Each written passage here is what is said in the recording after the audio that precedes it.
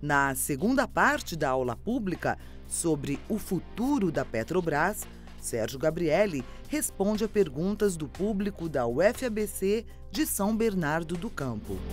E eu gostaria que o professor Gabrielli falasse um pouco sobre o impacto da atual crise política sobre a Petrobras, como que isso vai impactar no futuro da Petrobras nos próximos anos e como que isso vai impactar na participação do Brasil na geopolítica do petróleo mundial. Em relação ao futuro da Petrobras, eu posso trabalhar somente nesse momento com o plano de negócio da Petrobras, que é público e dá um pouco o horizonte até 2019, 2020, do que a Petrobras pretende fazer.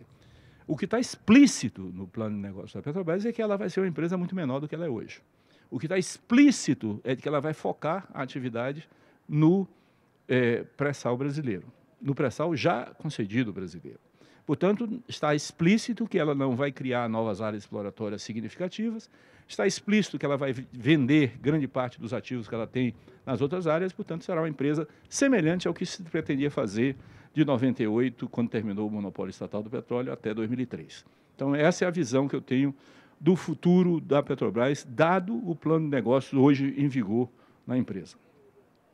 O papel do Brasil na geopolítica, no entanto, é um pouco diferente disso, porque eu não sei se foi aprovado ou não o projeto de lei que está em votação hoje do Serra. Se foi aprovado o projeto do Serra, a Petrobras deixará de ser a operadora única do pré-sal brasileiro no futuro. Isso não quer dizer que não vai ter exploração do pré-sal. Vai ter exploração do pré-sal, porque a exploração do pré-sal vai ser feita por empresas internacionais. Então, os americanos devem vir para a exploração do pré-sal e nós vamos ter aí, portanto, talvez até uma aceleração da exploração do pré-sal.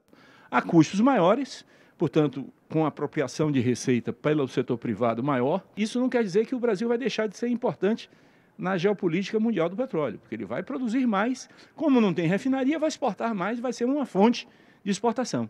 O grande perigo, e isso é já conhecido na literatura e na experiência dos países do mundo, é a chamada doença holandesa, né, que é um país ficar extremamente dependente da exportação do petróleo, e ao ficar extremamente dependente da exportação do petróleo, ele não desenvolve os outros setores industriais e, portanto, vai ficar dependendo da flutuação do preço do petróleo, que é cíclico. Um assunto que é muito divulgado hoje é a questão da Petrobras deixar de ser a operadora do pré-sal, né? E o que isso influencia é a questão de fiscalização de produção do petróleo do pré-sal. Então, o que acontece? Há um papel da ANP que garante a quantidade produzida, então os valores recebidos pelo governo, ou há alguma possibilidade de ocorrer uma discrepância entre a produção efetiva do petróleo no pré-sal e o que é realmente divulgado pela empresa que vai explorar, tendo a Petrobras não como operadora. Vamos explicar um pouco qual é o papel do operador na indústria do petróleo, né? Porque nós estamos falando numa indústria que está trabalhando, no caso de águas profundas, com equipamentos gigantescos, sob pressões gigantescas, com produtos corrosivos, é um ambiente extremamente inóspito, com desafios que exigem respostas imediatas, numa perspectiva de longo prazo, porque não há nada que seja de curto prazo, a 300 quilômetros de distância, com 2.000 metros de lâmina d'água para trabalhar. Então, nós estamos trabalhando numa situação limite, onde você, em geral, dado o tamanho do capital, você tem consórcios. Não é uma empresa só que faz essa atividade. Então, no consórcio, até no casamento, você tem que negociar, conversar, etc. Então, o operador é a forma que a indústria resolveu dizer o seguinte: ó, quem manda sou eu. O operador é quem manda. Ele assume a responsabilidade e quem manda. Então, quando você aceita o operador, você está aceitando que aquela empresa vai tomar as decisões.